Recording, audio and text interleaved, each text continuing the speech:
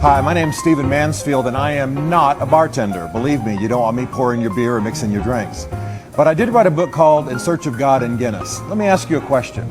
If I told you there was a company which provided several doctors on call 24/7 for its employees, several dentists, several healthcare nurses, several massage therapists, if I told you that they provided reading rooms, if I told you that they provided a bank to help their workers buy homes, and they funded trips into the country, and they paid for burial services, and they paid for the education of all the children in the family, and a whole bunch of other things, if I told you all of those things, you would think I was talking about, I don't know, maybe Microsoft or Google. But in fact, I'm describing the company called Guinness. Yes, the beer company. And by the way, I'm describing a condition in that company that existed in the 1920s.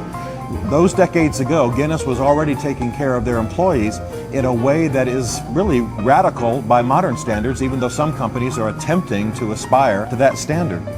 So decades before modern companies were being proactive and socially concerned about their employees, Guinness, the beer company, was taking care of its employees. And by the way, they weren't just taking care of their employees, they were pouring millions of dollars into alleviating poverty in Ireland and other countries. Well, that's why I've written this book called In Search of God in Guinness. I love the Guinness story, the story of the beer, the story of the family that made such a difference for 250 years.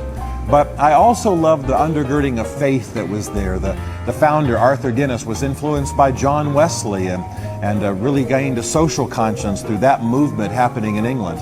And so all down through the centuries, the Guinness people have not only produced a marvelous beer, 10 million pints consumed every day in the world, but have also been actively social and socially conscious in a way that is really astonishing. I wrote this book during the recent economic downturn, and it was amazing to study the Guinness company and its benevolence and its care for not only its employees but for the poor in society at the same time that we were hearing the devastations of corporate greed on Wall Street.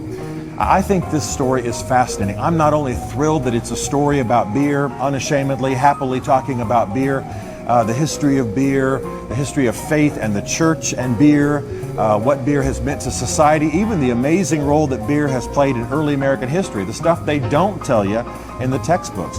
So the Guinness story is about beer. It's also a great story of an alternative corporate culture and about how wealth can be used for social good and for the glory of God. It's a faith story, it's a business story, it's a brewing story, and I think it really will provide an antidote, a breath of fresh air for those of us who are living in this culture. So get it, read it, enjoy it, and live it.